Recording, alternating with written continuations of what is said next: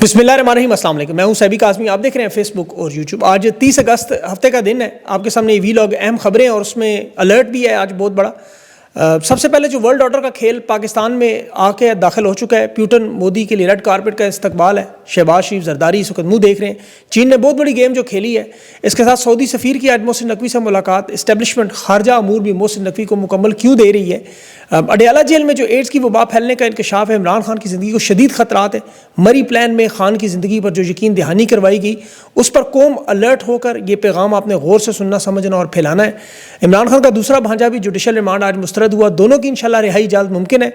बेटे ने आज माँ से कहा कि फ़िक्र ना करें, जो लोगों की कुर्बानियाँ हैं, हम भी इन कुर्बानियों के लिए तैयार हैं। तहरीक इंसाफ की क़यादत के लोग दोगली पॉलिसी पर चल रहे हैं। खान का हुक्म जो कमेटियों से इस्तीफ़ों में से ताख़ीर क्यों हो रही है। मुज़ाकरात के मामले पर महमूद अचकज़ई और तहरीक इंसाफ की क़यादत के इख्तलाफात सामने आए हैं। डोनाल्ड ट्रंप को भी बड़ा झटका लगा। टैरिफ के खिलाफ अमरीकी अदालत ने बड़ा फैसला दिया। ट्रंप का अदालती फैसला मानने से इनकार और बहरान शुरू होने जा रहा है। ये तमाम मामला आपके सामने रखते, लेकिन इस वक्त सबसे पहले जो इंटरनेशनल हालात में जो स्ट्रेटेजिक जियो पोलिटिकल सिचुएशन है, उसकी तब्दीलियों की पाकिस्तान में वाज़ेह तौर पर असर। दुनिया के ताकत का जो तवाज़न है, खींचातानी, उसमें पाकिस्तान का किरदार इंतहाई मरकज़ी हैसियत इख्तियार करने जा रहा है। मगरब के ख़िलाफ़, अमरीका के ख़िलाफ़ जो इत्तेहाद में तमाम ताकतें इकट्ठी हुई हैं, और वो मामला जो पाकिस्तान से बराह रास्त जुड़े हुए हैं, पाकिस्तान के सियासी इस्तेहकाम से, पाकिस्तान के मुआशी इस्तेहकाम से, खारजा पॉलिसी से, अंदरूनी अमन व अमान से। चीन ने तारीख में जो पहली मरतबा इतने बड़े पैमाने पर रूस के सदर प्यूटन, भारत के वज़ीर-ए-आज़म नरेंद्र मोदी का बैक वक्त शानदार इस्तकबाल की जो तैयारी की, वो इस बात का सबूत है कि अभी इक़्तिसादी, फ़ौजी और सफारती तौर पर एक नया आलमी मरकज़ी ताकत के तौर पर उभरने वाले इस खिते में तब्दीली है। ये जो वर्ल्ड ऑर्डर का खेल है, देखें सालों और दहाइयों तक अब चलता रहेगा। इसमें ये याद रखें कि जो रूस के सदर प्यूटन है, वो दिसंबर में भारत का दौरा भी करने जा रहा है। आज जो इस कॉन्फ्रेंस की तैयारियां चीन के शहर, जिसका इंतखाब ख़ास तौर पर तियानजिन का किया गया शंघाई कॉरपोरेशन के इजलास में, वहाँ शहर की मरकज़ी जो शाहराएँ हैं, वहाँ अंग्रेज़ी, रूसी, चीनी और हिंदी ज़बान में इजलास के बड़े बड़े बैनर्स।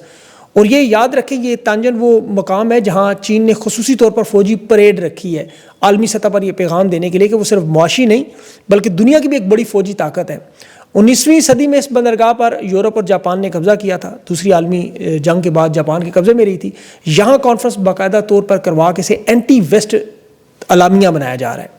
इसमें शिरकत करने वाले आप ममालिक देखें, वो तमाम ममालिक जिनकी अमरीका और मगरब के साथ ताल्लुकात इंतहाई या तो निचली सतह पर या बाकायदा जंगें हो रही हैं या हो चुकी हैं। तजारत मुकम्मल तौर पर बंद है, सख्त पाबंदियाँ हैं, और ये अमरीका और मगरब के सख्त मुखालिफ समझे जाते हैं। मसलन ईरान आपके सामने, अमरीका ने वहाँ बमबारी की।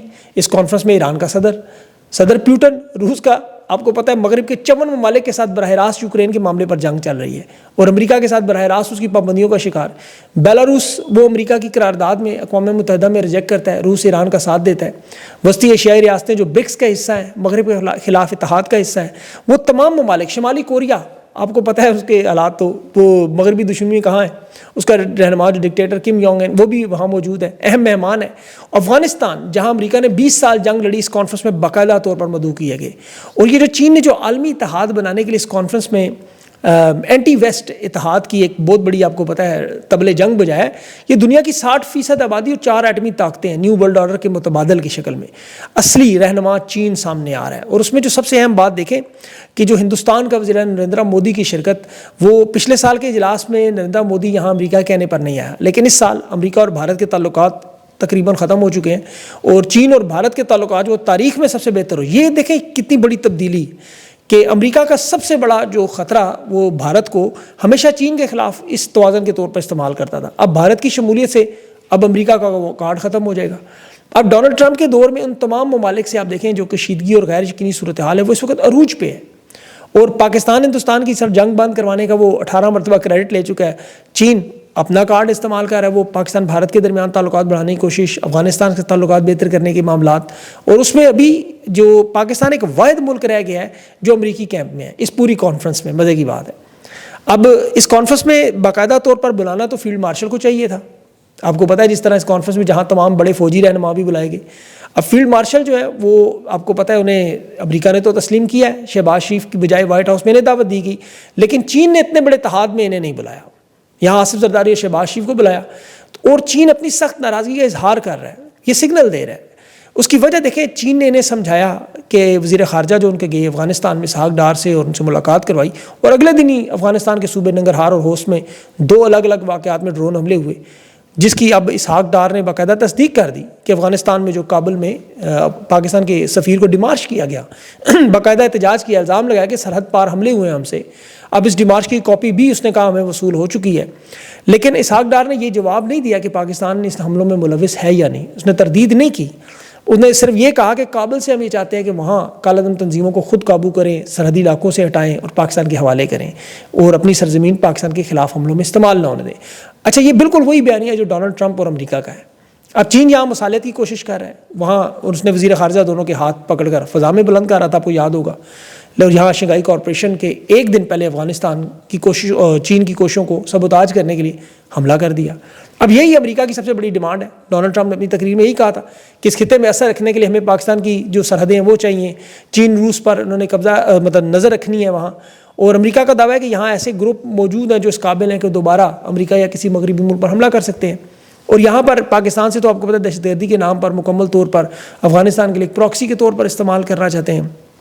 پاکستان افغانستان تاکہ چین کے منصوبوں میں شامل نہ ہو. انہیں جو 20 سال کی بدترین شکست ہے امریکہ کی، دیکھیں افغانستان، وہ اس کو بھولنے پر تیار نہیں ہے. ابھی جارج ٹاؤن یونیورسٹی کے ایک پروفیسر ہیں پال میلرڈ، اس کی میں کتاب پڑھ رہا تھا. اس نے افغانستان کے، وہ جہاں انالسٹ بھی رہا، ڈائریکٹر بھی رہا نیشنل سیکیورٹی کا، کافی وہاں اس کے کام شام ہے. اس نے کہا چین افغانستان اور پاکستان کی حکمت عملی کو یہاں اس وقت مکمل طور پر ڈونلڈ ٹرمپ اثر کھو چکا ہے. افغانستان جو ہے وہ مکمل طور پر چین کے پلڑے میں جا چکا ہے.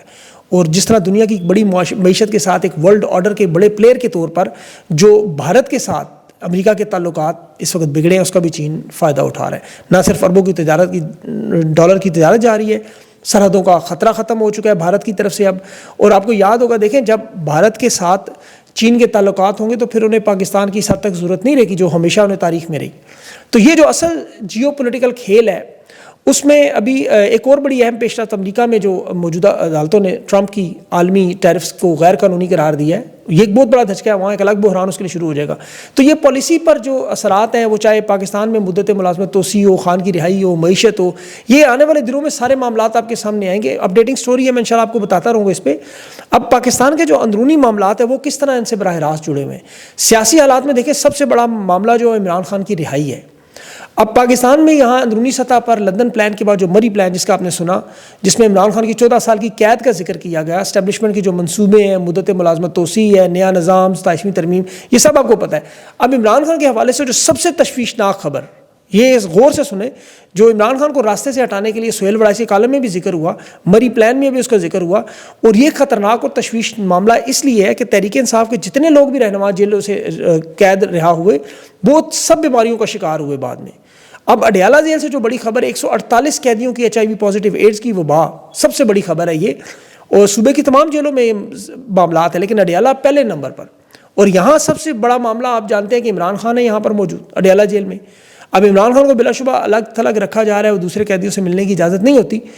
لیکن جو پاکستان کی جیلوں میں ہیپاٹائٹس B اور C سے پہلے ہے، اور تحریک انصاف کے جو آپ کو پتہ ہے جتنے بھی قیدی باہر آئے وہ ہیپاٹائٹس کے امراض میں تھے، اور اس میں سے بیچارے فوت ہوئے بہت سارے، کیونکہ ایک تو طبی سہولیات ہے، گندگی ہے، ادویات نہ ہونا، چیک اپ نہ ہونا، یہ بہت بڑا رسک ہے جیل کا ماحول. اب عمران خان کی جان کو حقیقی معنوں میں یہ بہت بڑا خطرہ ہے، اور تحریک انصاف کو، پاکستان کی عوام کو اس پر فی الفور الرٹ ہونا چاہیے. یہ اس طرح کی واردات کرنے میں ہر لیول پر گئے ہوئے ہیں ماضی میں، کہ یہ کہہ سکتے ہیں کہ بیماری جیل سے نکلنے کے بعد بھی ساتھ رہے گی. آپ یاد رکھیں، میری آپ سب لوگوں سے درخواست ہے کہ اس معاملے کو لائٹ نہ لیں، باقاعدہ طور پر ہائی لائٹ کریں. عمران خان کو فی الفور اڈیالہ جیل سے اسلام آباد جو نئی جیل بنائی گئی ہے، جو بنائی اس لیے تھی کہ عمران خان کے بیٹے آ کے یہاں ملاقات کریں گے، اس جیل میں شفٹ کرنے کے لیے دباؤ بڑھانا چاہیے. اور اس پر تحریک انصاف کو مکمل طور پر لائے عمل دینا چاہیے. عمران خان کی بہنوں کو بھی اس معاملے کو غور سے دیکھنا چاہیے.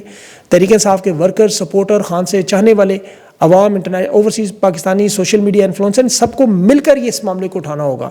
جس طرح ابھی تک آپ خان کے لیے ڈھال بنے ہیں، آپ سب کا یہ فرض ہے کہ ان منصوبوں کو روکیں.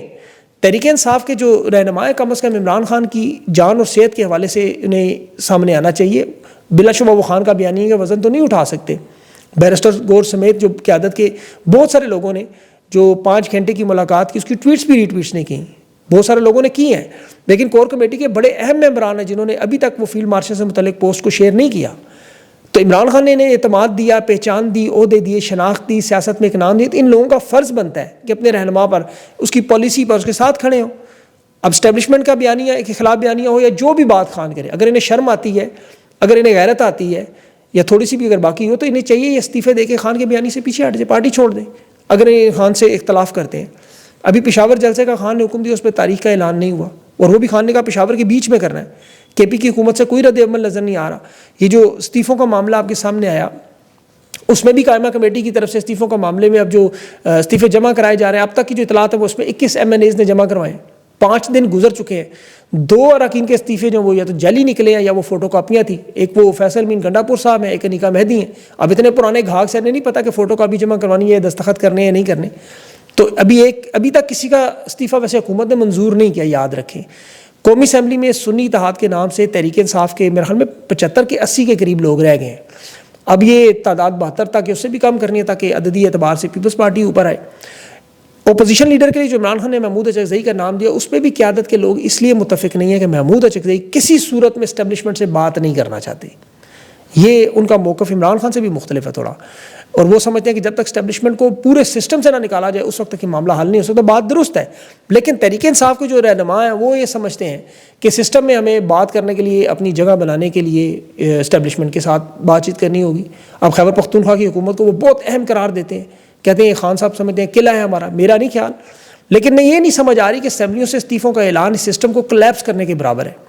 جو ماضی میں 2 اسمبلیوں کے استعفے کے ساتھ سے جوڑتے ہیں وہ حالات بالکل بدل چکے ہیں۔ یہ جمہوریت کا جھوٹا ڈول انہیں پھاڑنا پڑے گا، سسٹم کو کلیپس کرنے کے لیے اسمبلیوں سے استعفے دینے ہوں گے۔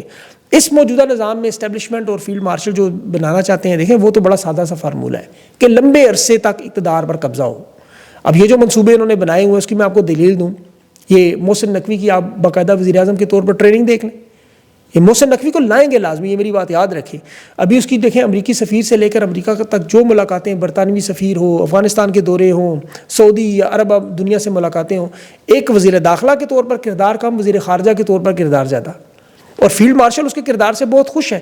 بہت بڑی جو سب سے بڑی کامیابی ان کی جو 2025 کی وہ یہی ہے، آپ ان کی ٹائم لائن دیکھیں، یہ واشنگٹن میں جو امریکہ میں جو خارجہ پالیسی میں سب سے اہم کردار ادا، کیونکہ یہ ماضی میں اس کے تعلقات تھے، وہاں 4 بڑی کمپنیوں کو انہوں نے ہائر کر کے ملینز آف ڈالرز لگائے، لابنگ کی۔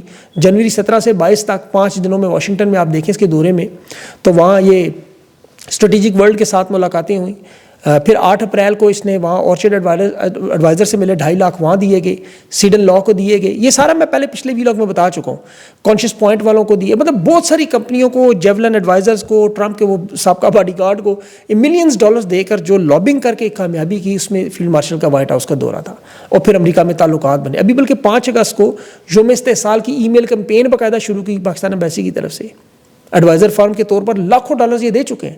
تو یہ معاملات دیکھ کے وہ لگتا ہے انہیں فیلڈ مارشل کو کہ محسن نقوی کام کا بندہ ہے، وزیر اعظم بنا تو یہ زیادہ وہاں امریکہ کے ساتھ تعلقات بنائے گا۔ یہ اسٹیبلشمنٹ کا بہترین انتخاب ہے اس وقت، اور یہ بات جو مری میں آل شریف کو بتائی بھی گئی۔ اب اس کی وجہ سے وہ نوٹیفیکیشن پر تیار بھی ہیں کہ یہ نہ ہو محسن نقوی وزیر اعظم بن جائے، ہو سکتا ہے آئندہ آنے والے دنوں میں آپ کو نوٹیفیکیشن نظر آ جائے، لیکن ان حالات میں دیکھیں سب کچھ کرنے کے بعد بھی جو ان کے کنٹرول میں نہیں ہے وہ پاکستان کے حالات ہیں۔ 12 کروڑ کا صوبہ سیلاب میں ڈوبا ہوا ہے، اور سیلاب تو دیکھیں پانی جو ہے وہ ہمیشہ کچھ دنوں بعد یا زیادہ ہفتے میں اتر جاتا ہے، ختم ہو جاتا ہے، پانی بھی یہ بھی اتر جائے گا۔ اس کا کریڈٹ نہ تو حکومت لے سکتی ہے، نہ نیشنل ڈیزاسٹر، نہ فوج، نہ کوئی ادارہ، کیونکہ پانی جس طرح آتا ہے اسی طرح چلا بھی جاتا ہے۔ یہ جتنی مرضی پہلے کی اور بعد کی جھوٹی تصویریں دکھائیں، سچی تصویریں دکھائیں، سیلاب کا پانی اترنا ہی اترنا ہے، اسے ان کی کامیابی آپ قرار نہیں دے سکتے۔ البتہ اس کے بعد جو اثرات ہیں، عام آدمی کی زندگی جو ناقابل برداشت ہے، زرعی تباہی، فصلوں کی جو آپ کو پتہ ہے کھڑی فصلیں ڈوبتی ہیں، بیج، کھاد، زمین ضائع ہے، اس کے بعد جو فصلوں کے لیے وسائل نہیں ہیں، فصلوں کی پیداوار پہلے ہی کم ہے، خوراک کی کمی ہے جو 22% اگلے سال سے کم ہو جائے گی، گندم، چاول، کپاس، گنے کی سبزیوں کی پیداوار شدید متاثر ہوگی، اب منڈی میں وہ چیزیں نہیں آ سکیں گی، اور اس کی وجہ سے قیمتیں کہاں سے کہاں چلی جائیں گی۔ غریب آدمی کے لیے آٹا، دال، سبزی، دودھ یہ لینا انتہائی مشکل ہوگا، اور یہ جو خوراک کی شارٹیج اسے کیوں کہتے ہیں، قحط کیوں کہتے ہیں، کہ عوام کی دسترس سے باہر ہو جائے، مہنگائی میں جو اضافہ ہے، کیونکہ ٹرانسپورٹ تباہ ہوگی، سڑکیں پل تباہ جو ہوئے ہیں، گاؤں سے شہروں تک اناج لانا ناممکن ہو جائے گا۔ اب سیلاب کے بعد آپ دیکھیں ہمیشہ مہنگائی ڈبل ٹرپل ہوئی، روزگار اور معیشت جو ہے وہ کھیت تباہ برباد ہونے سے مزدور بھی بے روزگار اور یہ بھی بے روزگار، صنعتوں کو کپاس نہیں ملتی۔ اب وہاں پہ آپ کو پہلے ہی آپ کو پتہ ہے حالات کے ستمبر میں وہ بند ہونے جا رہی ہیں، ملک میں اناج جب باہر سے منگوانا پڑے گا خوراک، تو جو ڈالر پر دباؤ پڑے گا، اور پھر اس سے بڑا اگلا معاملہ جو پانی اترنے کا بیماریاں پھیلتی ہیں، ڈینگی، ملیریا، ہیضہ، اس طرح کی، لوگ پہلے ہی غربت اور بھوک میں ڈوبے ہوئے ہیں، یہ تباہی مہینوں اور سالوں تک رہے گی۔ اس صورتحال میں حالات اتنے بگڑ چکے ہیں، جو امداد ملتی ہے اب اس کی بھی آڈٹ اور جانچ پڑتال نہ ہو سکے، وہ بھی انہوں نے اپنے اداروں کو دینی ہے ڈائریکٹ۔ این ڈی ایم اے ان کا ادارہ ہے۔ ان حالات میں اب فیلڈ مارشل کو سوچنا چاہیے کہ وہ کیا کریں، ملک کو بھی بچائیں، قوم کو بھی بچائیں، ادارے کو بھی بچائیں، اپنی شکست تسلیم کر لیں۔ دیکھیں جنرل باجوہ نے رجیم چینج کی، عوام فوج کا رشتہ توڑا، ہر قسم کی تباہی بربادی میں۔ آج جنرل باجوہ کہاں ہے؟ جتنی اس نے پالیسیاں بنائی، اپنی مدت ملازمت توسیع لی، جو ناقابل تلافی نقصان پاکستان کو دے گیا، ادارے کو دے گیا، ایک ملک جو خوشحال ملک ہونے والا تھا۔ انہوں نے جو دعوے کیے تھے $100 ارب لائیں گے عرب سے، سارے سب کچھ کاغذی کروائیاں، سیاسی انجینئرنگ، عوام کا مینڈیٹ چوری کرنا، الیکشن کی دھاندلی کرنا، 1971 تک لے گئے معاملات۔ حالت کیا ہے کہ آج دیکھیں عوام فوجیوں کی شہادتوں پر خوشیاں منا رہی ہے۔ آپ کسی فوجی شہادت پر ٹویٹ کر دیں، نیچے لوگوں کے کمنٹس پڑھیں، آپ کو اندازہ ہوگا لوگوں کے اندر نفرت کس لیول پر ہے۔ یہاں انہوں نے تحریک انصاف کے جھنڈے کو لہرانا جس طرح جرم قرار دیا بھارت میں، کشمیر میں، مقبوضہ کشمیر میں، وہاں پاکستانی پرچم بھی اس طرح لہرانا جرم نہیں ہے۔ تو کیا ہوا؟ عوام باز آئی۔ انہیں اگر 2 سال کی توسیع مل بھی جاتی ہے تو کیا پاکستان کے حالات بہتر ہوں گے؟ معیشت مزید لہو لہان ہوگی، دہشت گردی مزید پھیلے گی، فوج اور عوام کے درمیان مزید فیصلہ بڑھے گا۔ تو یہ پاکستان کی تباہی ہوگی۔ عدلیہ کے ججز بھی اسی طرح، جو ملک کے اندر قانون کا کھلواڑ کر رہے ہیں۔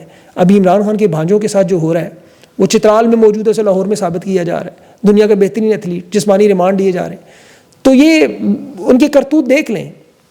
جس طرح عوام نے باقی تمام گاڈ فادرز کو، جنرل باجوہ کا سسر گاڈ فادر تھا نا، سرکار تھا، پراپرٹی مافیا قبضہ کر کے صابر مٹھو، علیم خان، خواجہ سعد کو ملا کے ایکسٹینشن تو لے گیا، لیکن دیکھیں پنجاب کی حالت، کھول کے دیکھیں سوشل میڈیا، لوگوں کی بدوائیں آہیں دیکھیں۔